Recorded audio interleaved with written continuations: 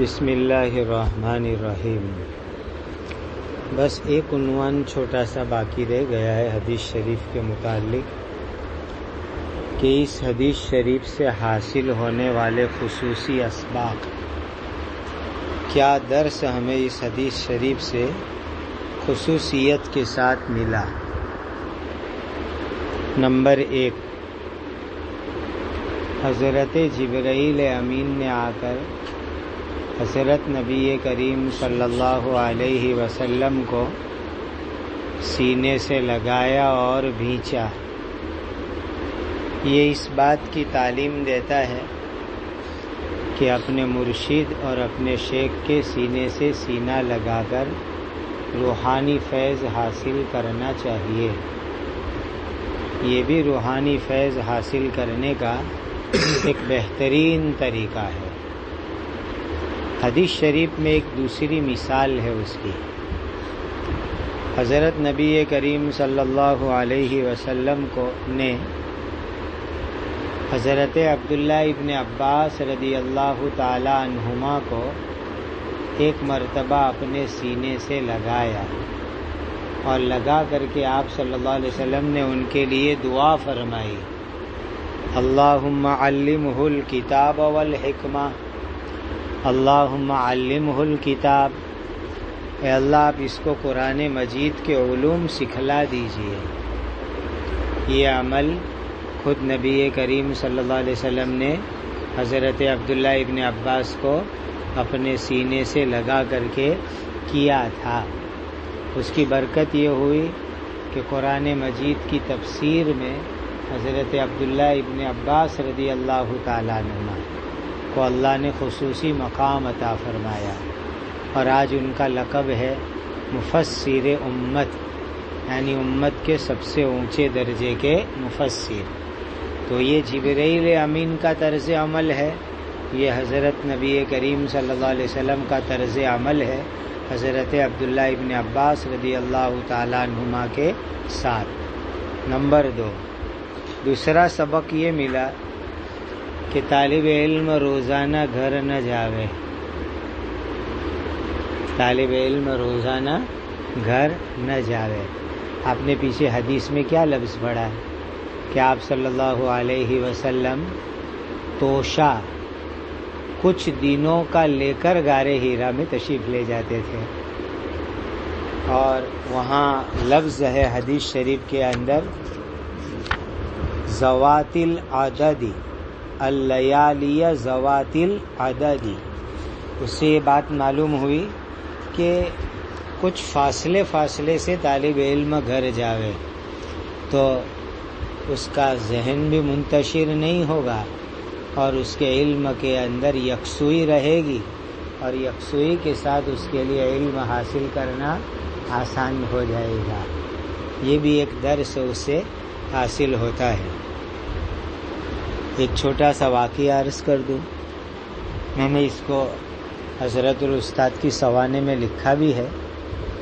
مفتی سعید صاحب نور اللہ مرکزہ نے ایک مرتبہ سنایا، یہیں باڈولی تشریف لائے ہوئے تھے، کہ جب میرے والد صاحب نے مجھے پالنپور حضرت مولانا نذیر میاں صاحب رحمۃ اللہ علیہ کے مدرسے میں پڑھنے کے لیے داخل کیا شوال میں، پھر بقرعید آئی تو عید سے 1-2 روز پہلے والد صاحب پالنپور تشریف لائے، مولانا نذیر میاں صاحب سے ملاقات کی، کہا طالب بچے کی چھٹی کے لیے آیا ہوں۔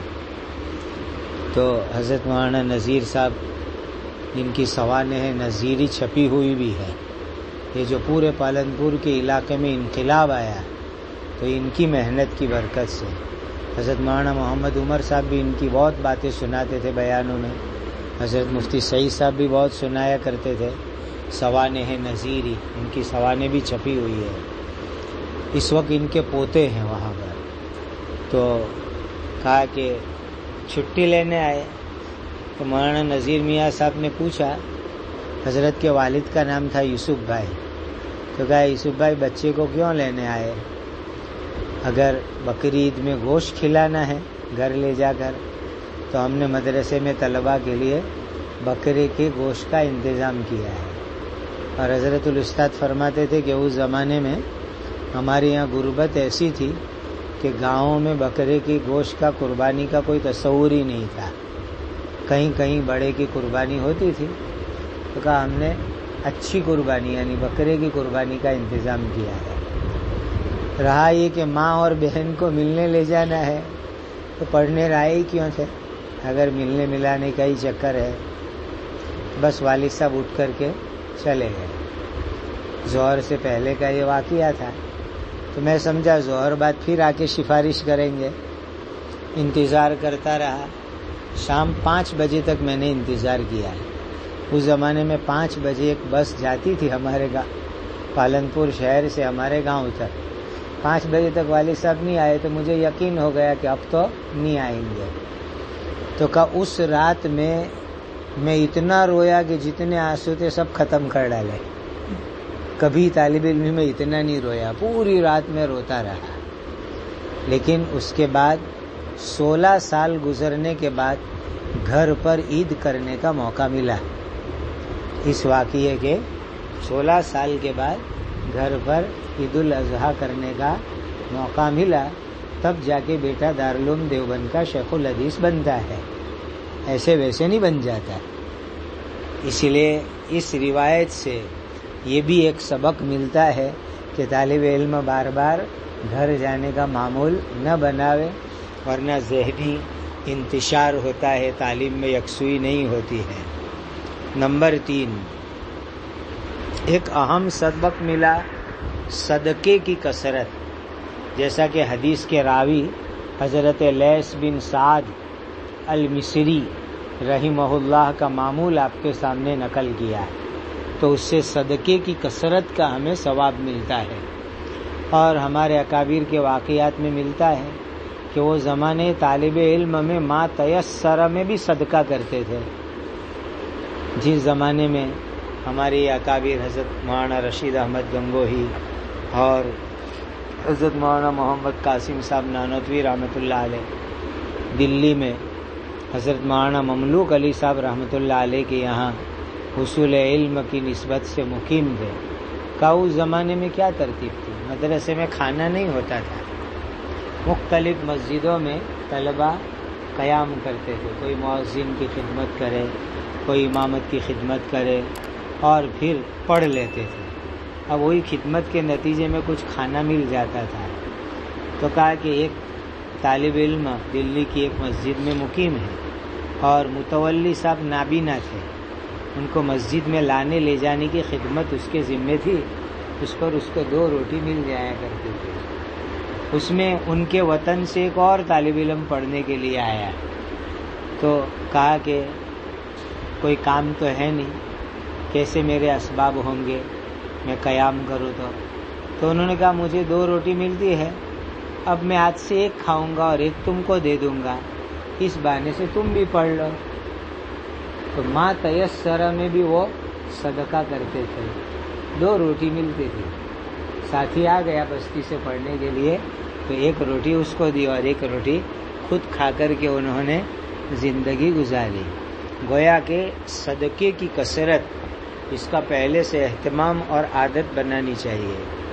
چوتھی چیز خلوت کے فوائد، کہ خلوت کے فوائد بہت ہے، خصوصاً طالب علم کے لیے ذہنی اور جسمانی یکسوئی۔ اور اس میں حضرت شیخ زکریا صاحب رحمۃ اللہ علیہ کا جو ملفوظ سبق میں آپ کو سنایا تھا کہ اگر طالب علم خلوت پسند ہوگا، دوستی سے بچنے والا ہوگا، تو ٹھکرا ہوگا تو بھی ہیرا بن جائے گا، اور دوستی کا عادی ہوگا تو ہیرا ہوگا وہ بھی ٹھکرا بن جائے گا۔ تو خلوت کے فوائد اس حدیث شریف سے معلوم ہوئے۔ چھٹی چیز حضرت خدیجہ رضی اللہ تعالی عنہا کے جو ارشادات ہیں حضرت نبی کریم صلی اللہ علیہ وسلم کے متعلق، یہ تمام ارشادات وہ ہیں کہ جو انسان کو اپنی زندگی کے اندر اپنانے چاہیے۔ لوگوں کو راحت پہنچانا، لوگوں کی تکالیف کو دور کرنا، بے سہاروں کا سہارا بننا، جو نبی کریم صلی اللہ علیہ وسلم کی زندگی کے اندر نبوت کے ملنے سے پہلے جو اخلاق عظیمہ تھے یہ تمام اخلاق ہماری زندگی کے لیے بہت بڑا سبق ہے۔ 7ویں چیز، ابھی جو ورقہ والی بات اخیر میں آئی حدیث شریف میں کہ حضرت ورقہ نے کیا کہا تھا کہ اگر میں آپ کے وہ ایام پاتا تو میں جوان ہوتا تو اس صورت کے اندر میں آپ کی بھرپور مدد کرتا۔ معلوم ہوا کہ جوانی کے جذبات اپنے اللہ کے دین کے لیے ہمیں رکھنے کے عزائم کرنے چاہیے کہ ہماری جوانی کی قوت، طاقت، تندرستی، اللہ کے دین کی نصرت، علم کا حاصل کرنا، علم کی اشاعت، علم کے لیے محنت، ان سب کاموں کے لیے جوانی کی طاقت کو وقف کرنا چاہیے۔ یہ چند دروس ہے جو اس حدیث شریف سے ہم کو خصوصیت کے ساتھ حاصل ہوتے ہیں۔ اب چند اصطلاحی باتیں ہیں، وہ آنے والی روایت سے متعلق ہے اور وہ حدیث شریف کی اہم اصطلاحات ہے، اسی لیے اس کو اچھی طریقے سے نوٹ کر لیں اور نوٹ کر کے یاد کر ڈالیں تو آگے والی سند آسانی سے انشاءاللہ سمجھ میں آ جائے گی۔ چونکہ یہ فنی مباحث ہے،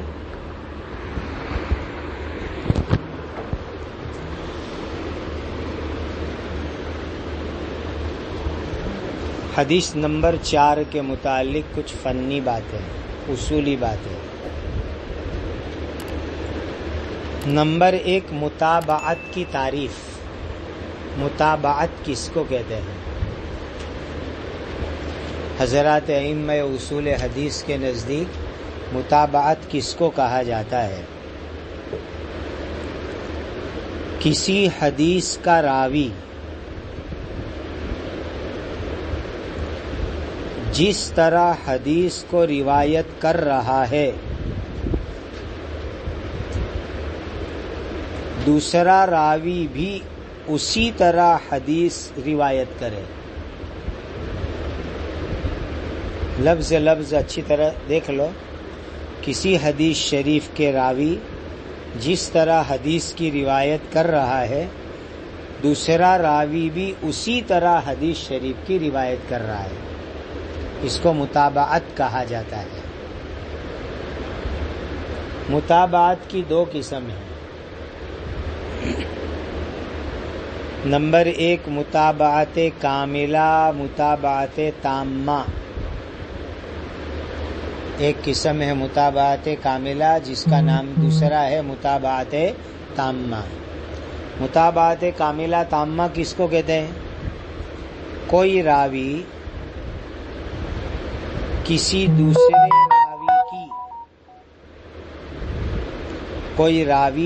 دوسرے راوی کی بیان کی ہوئی حدیث بالکل ویسی ہی نقل کرے، اس کی پوری سند کے ساتھ۔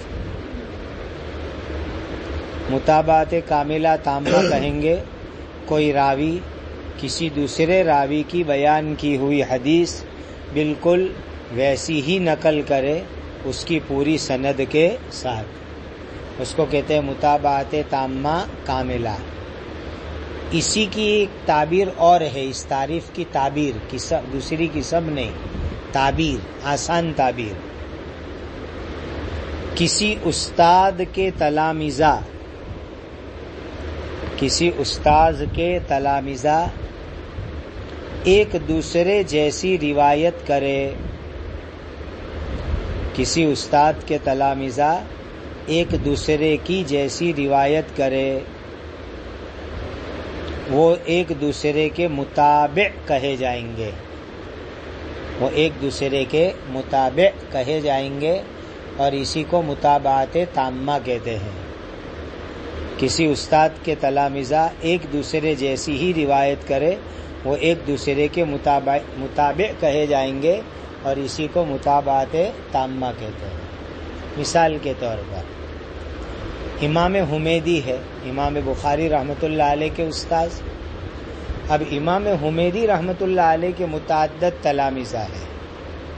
امام حمیدی رحمۃ اللہ علیہ نے ایک حدیث سنائی تو امام حمیدی رحمۃ اللہ علیہ کے جتنے بھی تلامذہ ہیں وہ تمام کے تلامذہ جو ہے اس حدیث کو اسی طرح نقل کرے جس طرح ایک شاگرد نقل کر رہا ہے، تو کیا کہا جائے گا کہ یہ تمام تلامذہ آپس میں ایک دوسرے کے متابع ہے.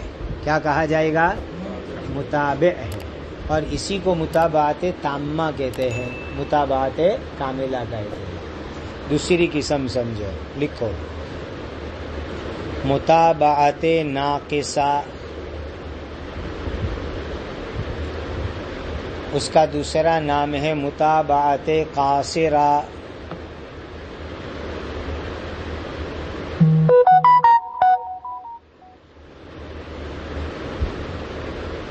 اول سند میں کوئی متابعت نہیں ہے،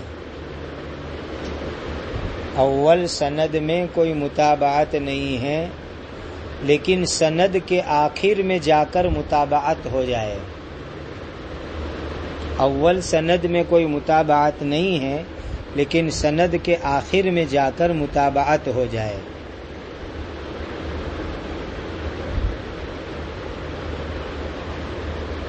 اس کی دوسری تعبیر لکھو، استاذ الاستاذ. استاذ الاستاذ یعنی اوپر کے کسی استاذ کے تلامذہ ایک دوسرے کی متابعت کرے. استاذ الاستاذ یعنی اوپر کے کسی استاذ کے تلامذہ ایک دوسرے کی موافقت کرے.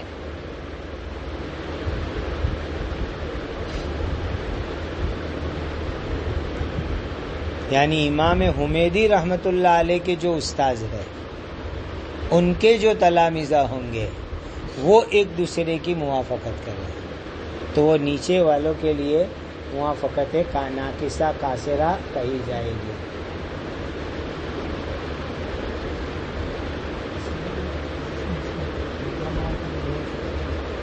دونوں برابر ہیں، متابعت موافقت مرادف لفظ ہے.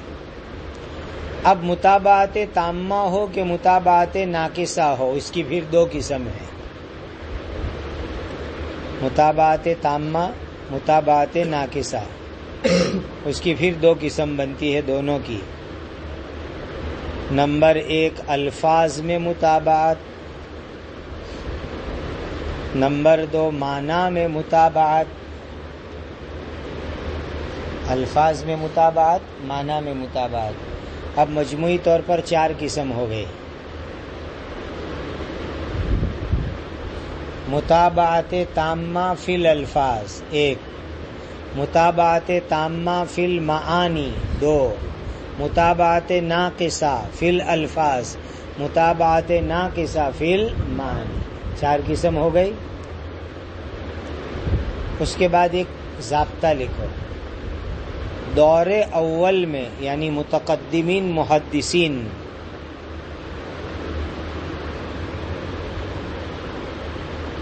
روایت بالمعنی کیا کرتے تھے،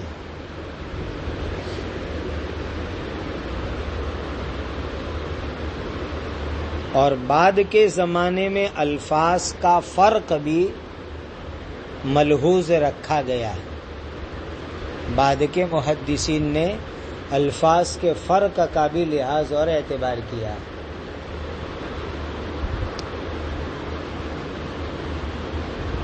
اسی لیے دیکھیے حضرات صحابہ کرام رضوان اللہ تعالی علیہ اجمعین حضرت نبی کریم صلی اللہ علیہ وسلم سے کوئی مضمون نقل کرتے ہیں تو ہم کو دیکھتے ہیں کہ ایک ہی مضمون ہے لیکن کسی صحابی کی روایت میں اس کے الفاظ کچھ اور ہے، دوسرے صحابی کی روایت میں اس کے الفاظ کچھ ہے، تو وہ لوگ روایت بالمعنی کیا کرتے تھے. اب بعد کے دور کے اندر کیا ہوا کہ بھائی نہیں، اب تو ہو بہو الفاظ کیا ہے اسی پر دھیان رکھو. چونکہ وہ دور اول تھا کہ جس کے اندر جو ہے روایت بالمعنی کے اندر وہ لوگ تمام مہارت رکھتے تھے جیسی مہارت ہونی چاہیے، اور بعد کے دور کے اندر وہ اتنا اونچا معیار نہیں رہا، اسی لیے الفاظ کے فرق کا بھی بڑا اعتبار کیا جانے لگا. متابعت ضروری کیوں ہے؟ متابعت کی ضرورت کیوں پڑتی ہے؟ کسی راوی کے بارے میں تفرد کا اندیشہ ہو، کسی راوی کے بارے میں تفرد کا اندیشہ ہو تو دیکھا جائے گا کہ کسی نے موافقت کی ہے یا نہیں کی ہے، تو دیکھا یہ جائے گا کہ کسی نے ان کی موافقت کی ہے یا نہیں کی ہے۔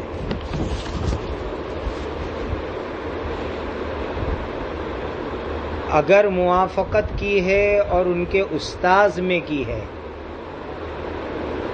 اگر کسی نے موافقت کی ہے اور ان کے استاذ میں موافقت کی ہے تو موافقت تامہ کہی جائے گی۔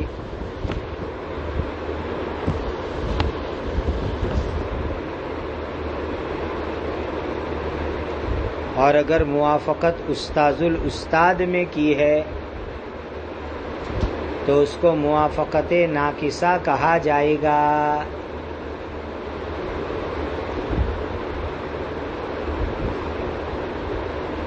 تو موافقت کی ضرورت کیوں پڑتی ہے؟ حدیث شریف کے کوئی راوی کے بارے میں تفرد کا شک ہو کہ یہ راوی اس روایت کو نقل کرنے میں منفرد ہے، تفرد ہے ان کا، تو ایسے موقع کے اوپر متابعت کی ضرورت پڑتی ہے۔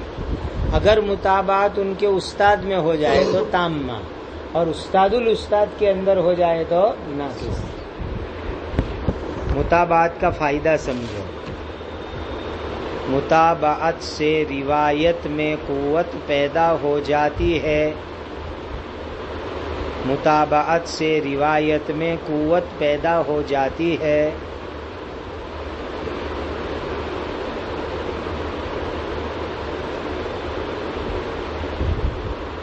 اس کے بعد حضرت امام بخاری رحمۃ اللہ علیہ کا مسلک سمجھو۔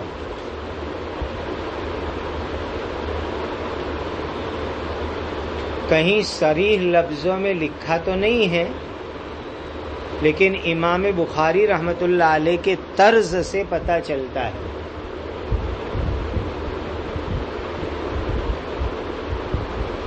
امام بخاری رحمۃ اللہ علیہ کے طرز سے پتہ چلتا ہے کہ ان کے یہاں اتحاد الفاظ متابعت کے لیے ضروری نہیں ہے۔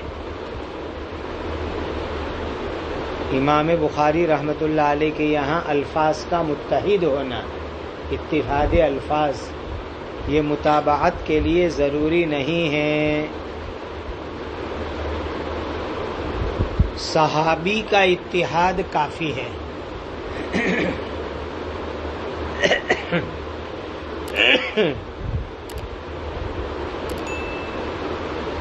جبکہ ائمہ حدیث میں امام بیہقی رحمۃ اللہ علیہ کا مسلک یہ ہے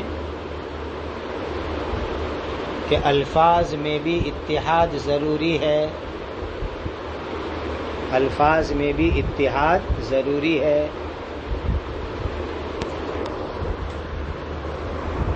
یہ ہو گئی متابعت کے متعلق چند باتیں۔ اس کے بعد ایک اصطلاح لکھ لو شاہد کی۔ یہ سب روایت نمبر جو 4 آ رہی اس کے متعلقات ہیں۔ شاہد کس کو کہتے ہیں؟ وہ روایت جو کسی دوسری روایت کی موافقت کر رہی ہے، وہ روایت جو کسی دوسری روایت کی موافقت کر رہی ہے۔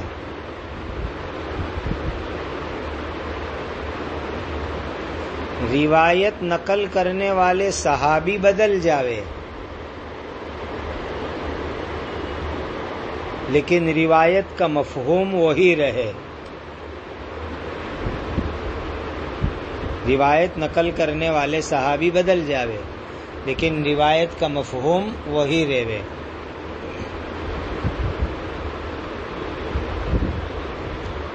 الفاظ ہو بہو ایک جیسے ہونا ضروری نہیں،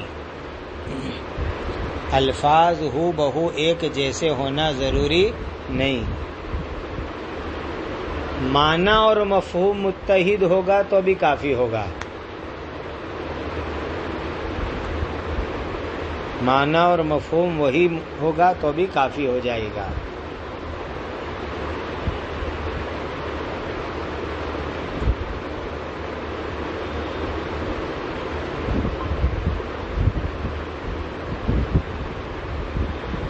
متابع میں اور شاہد میں فرق بھی لکھ لو. متابع شاہد میں فرق کیا. متابع میں صحابی وہی ہوتے ہیں اور شاہد میں صحابی بدل جاتے ہیں.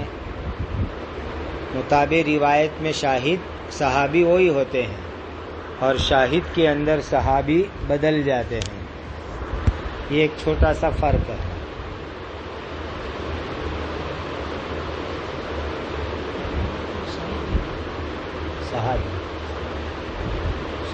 صحابی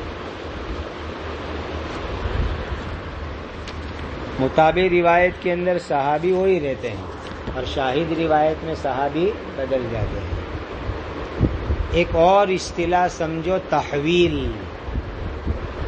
اس کے لیے مخفف صرف بڑی ہا لکھی جاتی ہے سند کے درمیان میں، ہا.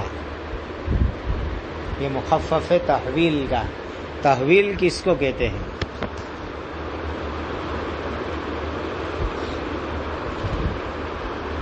ایک ہی سند میں ایک ہی روایت میں دو واسطے ہو.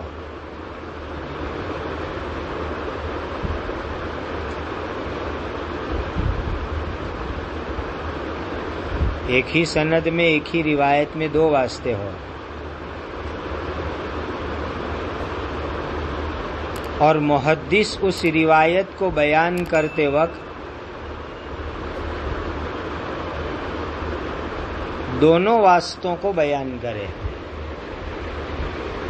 محدث اس روایت کو بیان کرتے وقت پر دونوں واسطوں کو بیان کرے کہ بھئی یہ روایت مجھے اس واسطے سے بھی پہنچی ہے، اس واسطے سے بھی پہنچی ہے. جیسے ہم کہتے ہیں نا کہ یہ واقعہ مجھے دو آدمیوں سے منقول ہے، فلانے نے بھی یہ واقعہ مجھے نقل کر کے سنایا، فلانے نے بھی سنایا. تحویل کی دو قسم ہیں. نمبر 1،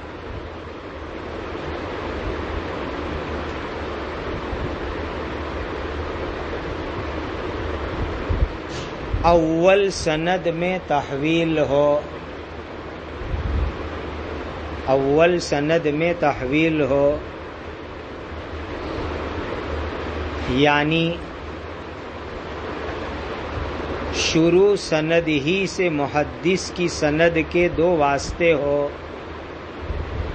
شروع سند ہی سے محدث کی سند کے دو واسطے ہو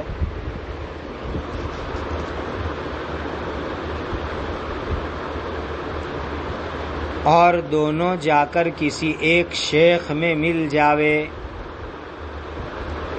اور دونوں جا کر کے کسی ایک محدث شیخ میں مل جاوے.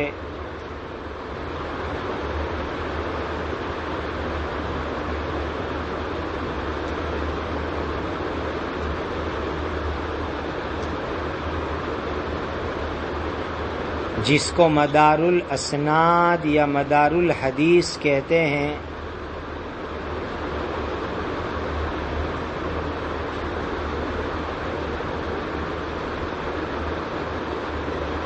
مدار الاسناد یا مدار الحدیث کہتے ہیں.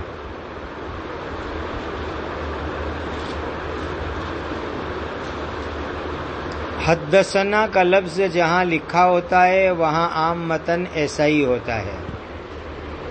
حدثنا کا لفظ جہاں لکھا ہوتا ہے وہاں عام متن ایسا ہی ہوا کرتا ہے.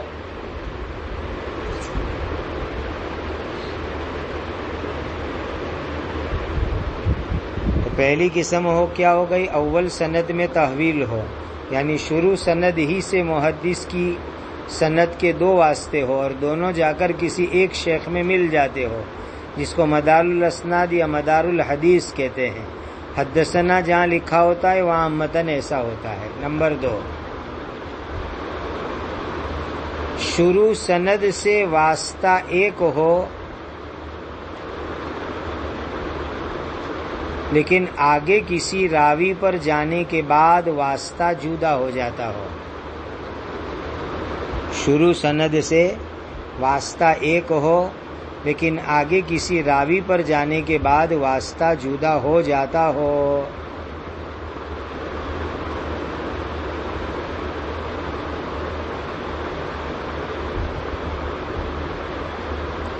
یہ تحویل کی دو صورتیں ہو گئی. اس کے بعد ایک لفظ سمجھو تعلیق. تعلیق کہتے ہیں امام بخاری رحمۃ اللہ علیہ نے تعلیقاً یہ روایت نقل کی. آپ کو شروع کے اندر جب حدیث کی مقدار گنوائی تھی تو اس میں ایک اصطلاح بتلائی تھی کہ بخاری کے اندر تعلیقاً اتنی روایتیں ہیں. تو تعلیق کیا چیز ہوتی ہے؟ جس میں شروع سند کو حذف کر دیا جاوے. شروع سند کو حذف کر دیا وہ تعلیق.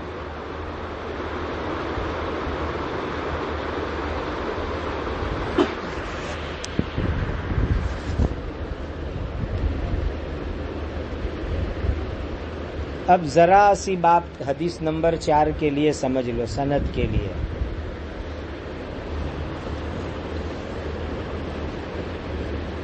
علامہ کرمانی رحمۃ اللہ علیہ کی رائے یہ ہے کہ قال ابن شہاب کہہ کر، دیکھو 4 نمبر، قال ابن شہاب وأخبرني ابو سلمة بن عبد الرحمن ان جابر بن عبد الله الانصاری قال وهو يحدث عن فترة الوحی. دیکھ لیا قال ابن شہاب. تو یہ جو قال ابن شہاب کا لفظ ہے تو علامہ کرمانی رحمۃ اللہ علیہ فرماتے ہیں کہ امام بخاری رحمۃ اللہ علیہ نے تعلیقاً نقل کیا ہے.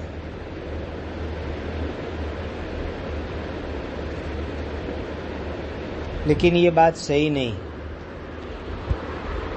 یہ علامہ کرمانی کی رائے ہے لیکن یہ بات صحیح نہیں. نمبر 2، حافظ ابن حجر عسقلانی رحمۃ اللہ علیہ نے اس کو تحویل قرار دیا ہے. یہ سند کی تحویل ہے، تعلیق نہیں ہے.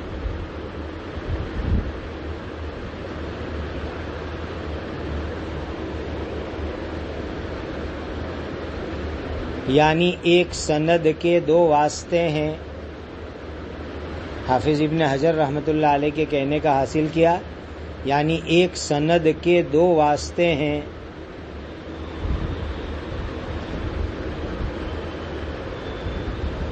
اور محدث دونوں واسطوں کو روایت بیان کرتے وقت بتلائے. محدث دونوں واسطوں کو روایت بیان کرتے وقت پر بتلاوے.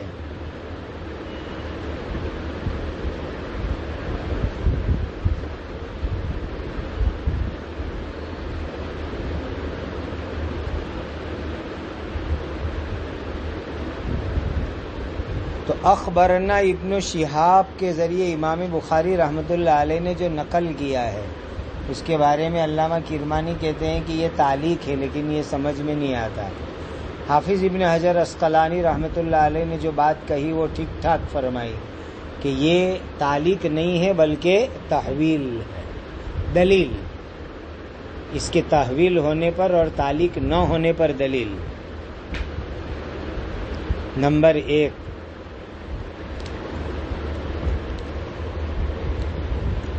امام بخاری رحمۃ اللہ علیہ نے کیا نقل کیا؟ قال ابن شہاب واخبرنی ابو سلمة. یہ اخبرنی کا لفظ جو ہے یہ بہت بڑی دلیل ہے کہ یہ تحویل ہے، تعلیق نہیں ہے. واخبرنی ابو سلمة ابو سلمہ تھا. تو یہ اخبرنی کا لفظ بہت بڑی دلیل ہے کہ یہ تحویل ہے، تعلیق نہیں ہے.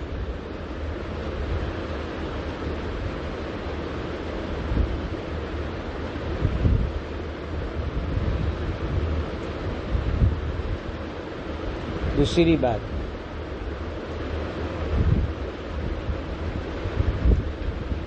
اگر تعلیق محض ہوتی تو یہ واو لانے کا کوئی مطلب ہی نہیں رہتا. واخبرنی واو کا کوئی مطلب ہی نہیں رہتا. اگر تعلیق محض ہوتی تو واو کا کوئی مطلب نہیں لیتا وہ اخبرنی.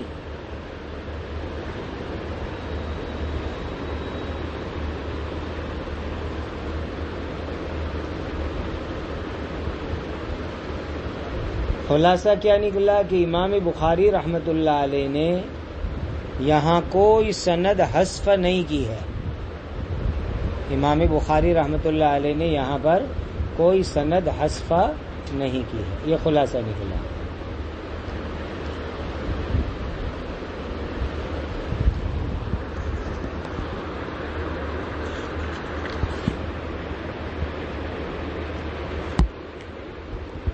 بس اتنی باتیں اچھی طریقے سے ذہن نشین کر لو، چاہے رٹ لو چاہے ذہن نشین کر لو، تو انشاءاللہ آگے والی روایت کی سند اور اس میں وتابعہ اور یہ سب اصطلاحات آئی ہے اس کو سمجھنا انشاءاللہ آسان ہو جائے گا.